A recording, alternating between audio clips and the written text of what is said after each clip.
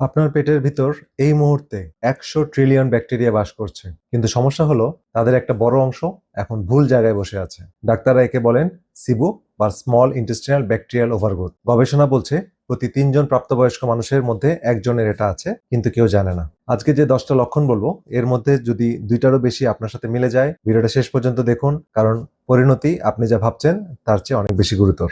সিবু এর পুরো নাম স্মল ইন্টেস্টিনাল ব্যাকটেরিয়াল ওভারগ্রোথ। সহজ কথায়, যে ব্যাকটেরিয়াগুলো কোলনে থাকার কথা সেগুলো যদি ক্ষুদ্রান্তের মধ্যে চলে আসে বা বেয়ে উপরের দিকে উঠে আসে, ক্ষুদ্রান্তে চলে আসে, তাহলে এই সমস্যাটা হয়। তো এর ফলাফলে যেটা হয় সেটা হচ্ছে পেটের বিভিন্ন গন্ডগোল দেখা দেয়, রক্তে বিষাক্ত পদার্থ ঢুকে যায় এবং এক জায়গার সমস্যা আরেক জায়গায় যে ছড়িয়ে পড়ে। তো আমেরিকার কার্ডিওলজিস্ট ডক্টর উইলিয়াম ডেভিস তার বেস্ট সেলার বই সুপার গাটে লিখেছেন সিবু এর লক্ষণগুলো এত বিচিত্র যে বেশিরভাগ ডাক্তার এটা ধরতেই পারেন না। তো চলুন একটা একটা করে দেখি। তো প্রথম যে লক্ষণটি বলবো সেই লক্ষণটি হচ্ছে ডাল, ছোলা বা পেঁয়াজ রসুন খেলেই পেট ফাঁপে। এটা সবচেয়ে নিশ্চিত সংকেত। এসব খাবারে আছে প্রিবায়োটিক ফাইবার।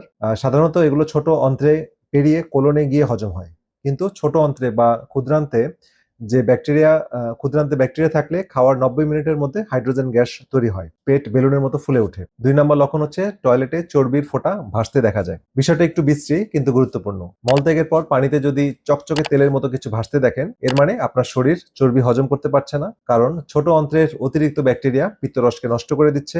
ডক্টর ডেভিসের মতে এটা সিবু এর একটা ক্লাসিক লক্ষণ। 3 নম্বর যে লক্ষণটি বলবো সেটা হচ্ছে ব্রেইন ফগ বা ভুলে যাওয়া বা মনোযোগ ধরে রাখতে না পারা। তো এটা শুনতে অবাক লাগতে পারে, পেটের সমস্যার সাথে মস্তিষ্কের সম্পর্ক কি? তো 2007 সালে ফরাসি গবেষক ডক্টর প্যাট্রিস ক্যানি প্রমাণ করেছেন যে ব্যাকটেরিয়াল দেয়াল থেকে এলপিএস বা লাইপোপলিস্যাকারাইড নামের একটা বিষ রক্তে ঢুকে যায়। গবেষণায় দেখা গেছে সিবু থাকা মানুষের রক্তে এই এলপিএস এর মাত্রা সাধারণ মানুষের থেকে 2 থেকে 4 গুণ বেশি। এটা মস্তিষ্কে প্রদাহ তৈরি করে, যেটা আপনি অনুভব করেন মাথা ভারী, কুয়াশাচ্ছন্ন একটা বিশেষ অবস্থা হিসেবে। 4 নম্বর যে লক্ষণটি বলবো সেটা হচ্ছে বিনা কারণে শরীর ব্যথা, বিশেষ করে পেশি এবং জয়েন্টে ব্যথা। মেডিকেল ভাষায় অনেক সময় এটাকে বলা হয় ফাইব্রোমায়ালজিয়া। অনেক রোগী বছরের পর বছর ব্যথানাশক ওষুধ খেয়ে যান, অথচ মূল কারণটা থাকে তার পেটে। তো সিবু ঠিক মতো ধরতে না পারলে অনেক সময় ব্যথা সম্পূর্ণভাবে সারানো সম্ভব না, কিন্তু সিবু কারেকশন করলে অনেক সময় দেখা যায় ফাইব্রোমায়ালজিয়ার মতো ব্যথা ভালো হয়ে যাচ্ছে। 5 নম্বর যে লক্ষণটি বলবো সেটা হচ্ছে ত্বকের সমস্যা, যা ক্রিম দিয়ে সারানো যাবে না। মুখে যদি লালচে লালচে ভাব হয়, একে বলে রোজাসিয়া।